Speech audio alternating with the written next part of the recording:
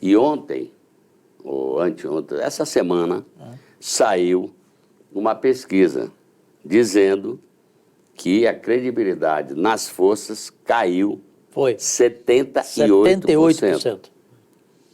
Porque o povo sabe que não é aquele o papel dos militares. Se amutinarem na frente do quartel, com civis e com outras pessoas, de repente fazer uma marcha da destruição no 8 de janeiro. Aquilo, a imagem daquilo para o mundo foi péssima para a democracia brasileira e para as Forças Armadas.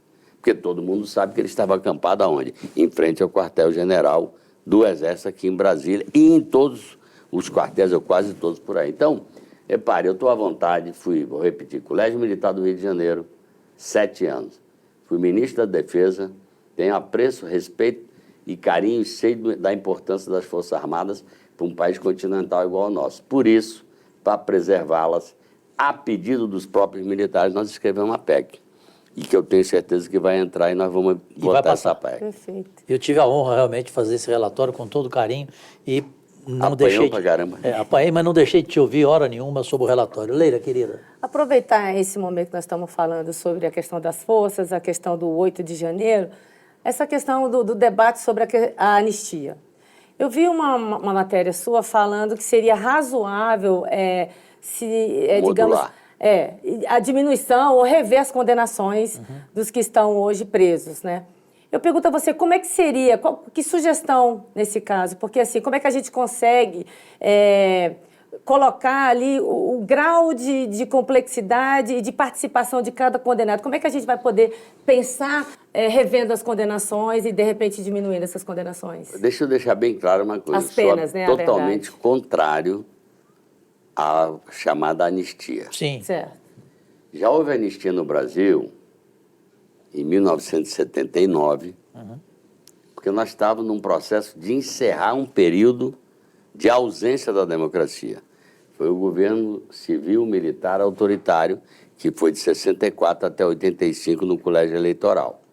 Ali se fez uma anistia, porque a gente vinha de 20 anos praticamente, foi um pouco antes de 64 para 79, 15 anos, 16 anos, de um período fora, sem democracia. Não se eleger governador, não se eleger presidente da República e por aí vai. Então, coube a anistia, que foi uma espécie de tentativa de pacificação. Certo ou errado, tem muita gente que entende que a anistia não deveria anistiar torturadores. Bom, tem toda uma discussão por aí. Mas, de qualquer forma, ela tinha uma lógica. Vamos botar um ponto final naquele período de exceção do Brasil. Nós não estamos em nenhum período de exceção. Nós tínhamos acabado de eleger um presidente, tinha acabado de tomar posse, já estamos em democracia, com a graça de Deus, desde 1985. Então, repare, nós estamos completando agora, esse ano, 40 anos de democracia ininterrupta, que é o maior período de democracia ininterrupta da democracia brasileira. Repare, nós somos uma democracia, um país muito jovem. 40 anos na Europa não é nada. E nós só temos 40 anos e já é o maior período. Então, não tinha nenhum regime de exceção. Teve uma eleição validada, controlada, todo mundo sabe que não teve fraude. Quem quiser acreditar em elefante voando, tudo bem, vai acreditar em elefante voando, mas não houve regime de exceção. Então, por que anistia?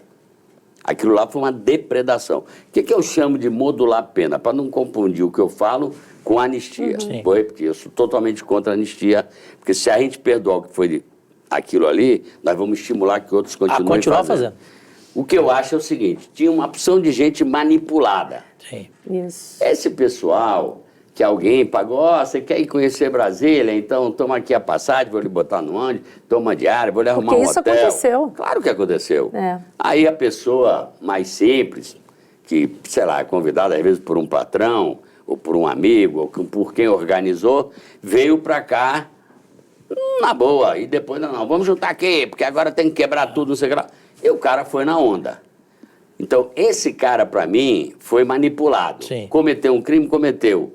Mas ele não é o ardiloso que pensou nessa coisa. Tem alguém por trás Era um dele. golpe. Eles não conseguiram concretizar o golpe. Mas aquilo não era. Se desse certo aquela invasão, eles iam partir para outra coisa. Então, na minha opinião, a modulação que eu digo, que é a maior pena? é quem pensou e financiou o golpe. Sim. Quem foi aqui embaixo manipulado, aí eu acho que não tem sentido você ficar botando 10, 15, mas eu não sou magistrado. Certo. Isso está a cargo do Supremo Tribunal Federal. Eu dou a minha opinião. Sou contra a anistia e a favor da modulação. É gozado que quando eu falo isso, porque eu gosto de falar o que eu penso. E na política o pessoal quer falar o que é conveniente. E aí quando eu falo o que eu penso, já ficou gente de oposição. Viu o que o líder do governo falou? O líder do governo falou que é contra a anistia e a favor da modulação da pena para ser justo. Perfeito. Eu entendi perfeitamente, a Leila pensei também. que vocês iam falar de reforma ministerial, ninguém me apertou até agora. Vamos chegar lá. Vamos chegar lá, fica tranquilo. E vocês aí do outro lado entenderam bem. Agora, eu só quero entrar então aqui numa ferida que me preocupa muito e todo dia eu fico pensando. O fato desta eleição no Congresso Nacional, tanto no Senado como na Câmara, ter ocorrido um acordo entre situação e oposição, e Davi ter votos da oposição e o Hugo da mesma forma na Câmara, falam para mim que o Hugo ele é menos chantagista do que o execrável Arthur Lira, de que ele tem mais diálogo. O Davi tem diálogo, nós sabemos, o Davi é terrível, sabe conversar com todo mundo, Isto dá, Jacques Wagner, como líder, como experiente que você é mais do que Leila e eu, sem comparação, isso dá medo de, nesse acordo, amanhã nas votações, aconteceu o que, por exemplo, o Hugo já declarou, que ele acha que é muito tempo a inegibilidade do Bolsonaro. Ele já falou sobre anistia. Será que isso não é um risco? Olha, eu pessoalmente acho bom que tenha havido uma eleição nas duas casas, vou chamar assim, por um consenso ou por uma ampla maioria, porque tivemos 2 outros candidatos no Senado e teve também, acho que 1 ou 2 candidatos na Câmara, mas foi uma ampla maioria, 444. Não dá nem para comparar. E do lado de cá, acho que foi 73. Por que eu acho bom? Porque eu acho, Leila e Cajuru e vocês que estão nos acompanhando, que o presidente da Câmara e o presidente do Senado, eles têm que ser magistrado. Ele pode ter o partido dele, ter o ponto de vista dele, mas ele vai administrar uma casa que representa o conjunto do pensamento nacional. Então, a gente tem do PT, tem do outro partido, tem de direita, tem de esquerda, tem de centro. Então, o presidente, ele tem que ter a capacidade de ser magistrado e conversar com todo mundo. Então, eu não acho ruim. Agora, combinado sai barato. Sim. Eu disse ao Davi, eu só posso declarar apoio a você quando ele estava em campanha, depois que você for conversar com o presidente Lula. Isso. E assumir seus compromissos. Ele teve as conversas, algumas delas privadas, só com o presidente, e assumiu o compromisso. O que eu acho que é o compromisso fundamental, que o Davi até repete muito bem? Quem foi eleito presidente? O presidente Lula, como antes foi o outro presidente? Se for o presidente Lula, eu não estou aqui para atrapalhar a vida dele. Óbvio que eu tenho o meu direito, como outros parlamentares têm, de criticar medidas que ele faça e de tentar melhorar a medida, mas não de atrapalhar. Então, eu, sinceramente, não acho que naquilo que é o centro do interesse do governo, pauta econômica, pauta de infraestrutura, pauta de programas sociais, que é a cara que interessa ao país, eu não acho que vai ter problema. Nas outras matérias que nós já falamos aqui antes, aí vai ter a tensão de sempre. Então, por exemplo, essa questão da inelegibilidade. Tem uma confusão de interpretação mesmo, que se fala de 8 anos, mas você sabe, Leila e Cajuru, que nem sempre a eleição é no mesmo dia. Sim. Então, se o cara foi eleito e teve um problema em um determinado ano, que a eleição foi dia 20, e 8 anos depois a eleição é dia 5 de outubro, aí o cara diz, mas ainda não completou 8 anos. Eu acho que o espírito da lei era você ficar uma eleição sem poder concorrer. Na outra você já poderia. Então, eu acho que tem ajuste para fazer. Agora, essa coisa de sair de 8 para 2, eu digo sempre... Aí é demais, né? A democracia precisa ter normas estáveis, perenes. Toda vez que você quer fazer da democracia uma mudança de regra por interesse de quem está no comando, você acaba com a democracia. Não pode ser uma questão de conveniência. Tem regra, essa tem que ser uma regra para todos. Aí o cara inventa a reeleição para ele, o outro quer inventar encurtamento para 2 anos para ele, então está errado. Eu acho que essas coisas, se fosse para mudar, não poderia alcançar ninguém que já está prejudicado na lei anterior. Então, Eu acho que o tamanho de 8 anos foi votado por a gente. Sim. Não foi o Supremo que Sim. impôs isso. Fomos Foi o nós. Congresso Nacional que votou de 8 anos.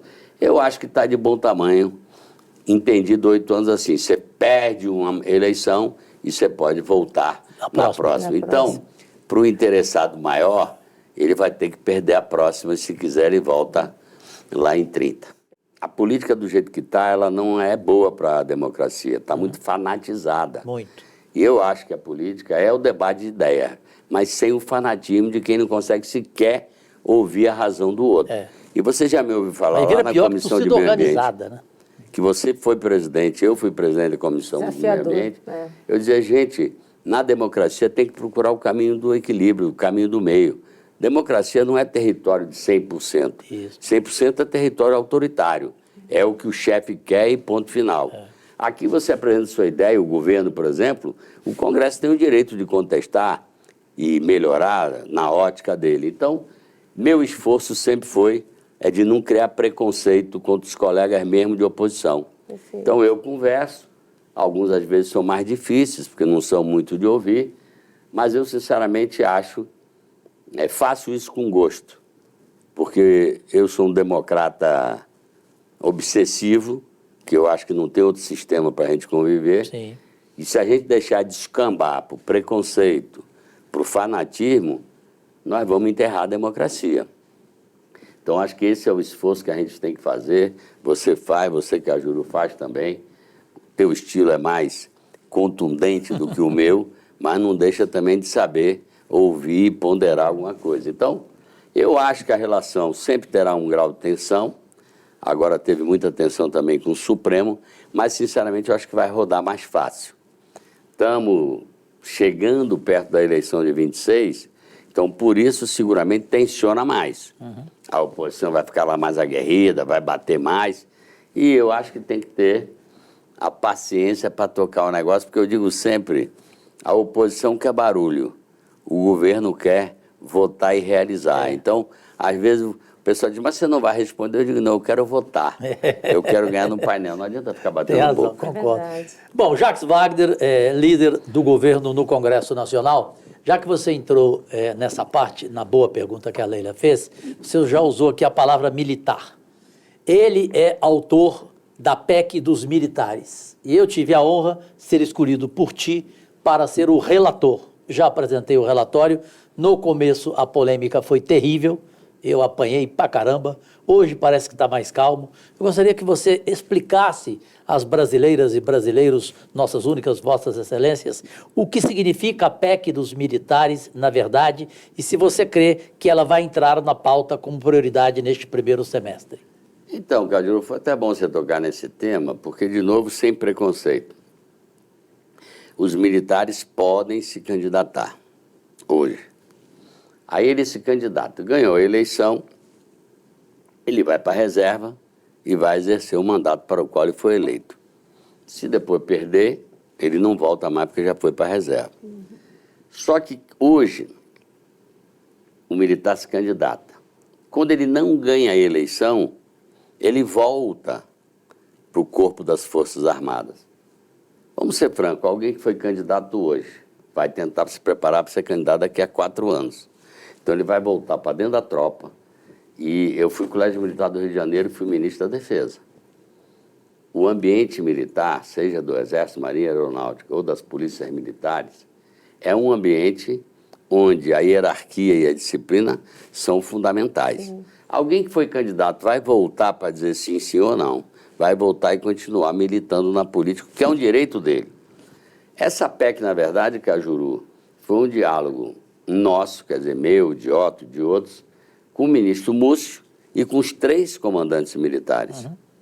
E essa é uma PEC que corresponde ao sentimento do comando militar e ao sentimento de quem está na ativa. Quem está na reserva é diferente, porque já não é alcançado, por isso que pode ser candidato em qualquer momento. Então não tem nenhum cerceamento. A única coisa é que a pessoa tem que fazer uma opção.